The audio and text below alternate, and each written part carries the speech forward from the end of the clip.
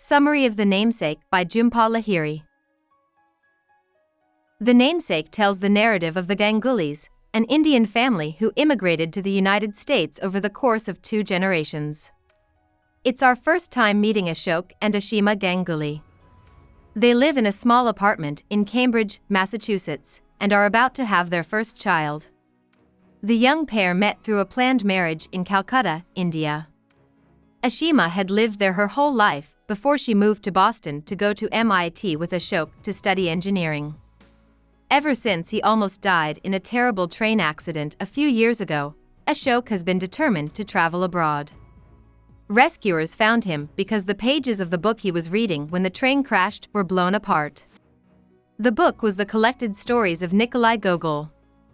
On the other hand, Ashima's trip abroad has been hard. She misses her family and feels lonely in America. She holds on to letters from them and makes up Indian meals with whatever she can find. Soon, they will have a son in an American hospital, which is a strange place for them. Ashok thinks about how lucky this boy is. A Bengali friend gives the baby a book as a gift, and how different this boy's life will be from his own.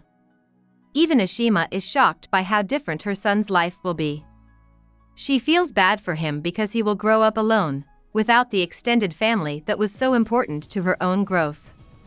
Although the couple is waiting for a letter from Ashima's grandma in India with their son's good name, they need to give the hospital a temporary pet name right away. They choose Gogul, after the author whose book saved Ashok's life and made this new one possible. The book then shows Gogul's growth as he and his family move to a small town in the suburbs when Ashok gets a job as an assistant professor at the nearby college. Gogul becomes an important part of his mother's life and helps her feel less lonely for India. Ashima's grandma had a stroke and lost her calling letter, so Gogul's parents decide that his good name will be Nikhil when he starts kindergarten. However, at school, people still call him by his pet name because he is afraid of changing it. Sonali, Sonia, his sister, is born. The two of them become close because they bring American culture into the home. Ashok and Ashima have adopted Christmas and some American foods because of the 2 children. They speak English naturally and have been socialized in the American school system. While this is going on, Ashok and Ashima take their kids to frequent get-togethers of their Bengali friends in the United States. They also take long trips to Calcutta and stay with cousins there for 8 months at a time. Going on this trip, Sonia and Gogul don't feel like they belong. India is a strange place to them, even though they can see how happy their parents are to be there. Gogul comes to hate his name and feels very embarrassed by the fact that it is shared with the author Nikolai Gogul and has nothing to do with who he is. He hasn't heard the story of his dad's train accident yet. When he turns 18, he changes his name officially to Nikhil. This is the name that will take him to Yale when he leaves home. His first love, Ruth, an English major, meets him as Nikhil. They've been together for more than 2 years and have never met his parents. After Ruth spends a semester and then a summer studying abroad in England, they break up. Still, Nikhil hasn't completely escaped the world of Gogul because he still has to go home every other weekend, where his family won't stop calling him by his pet name. Gogul takes his escape to a whole new level when, after graduating from Columbia with a degree in design and moving to New York, he falls in love with Maxine Ratliff, a young art scholar who lives with her wealthy and well-dressed parents. When Gogul moves in, it's almost like his own house is no longer there. He finds the Ratliffs interesting because their holiday home in New Hampshire has its own family cemetery.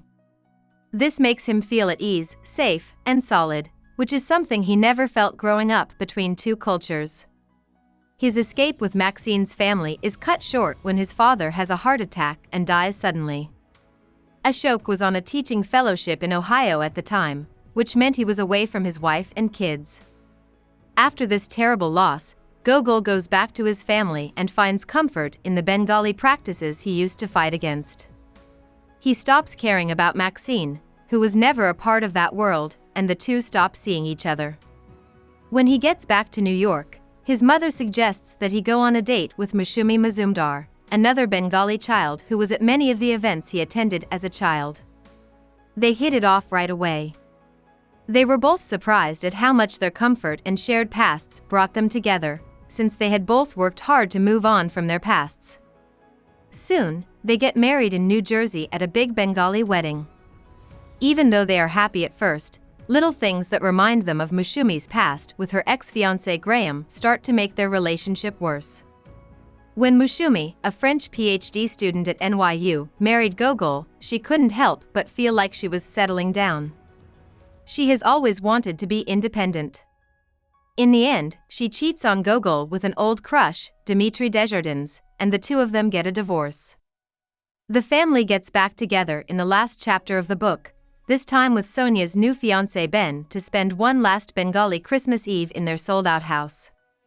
Ashima has chosen to live in Calcutta for 6 months out of the year. Gogul thinks about his past and feels sad that this connection to it is breaking down. He finds a book in his room, the collected stories of Nikolai Gogol, which his father had given him as a birthday present years ago, when all he wanted was to get away from that name. Soon, no one will be able to call him by that name. He wants to connect with his past again, so he lies down on his childhood bed and reads his dad's favorite story. About the author. Jhumpa Lahiri grew up in Kingston, Rhode Island, and often went to Calcutta to see family.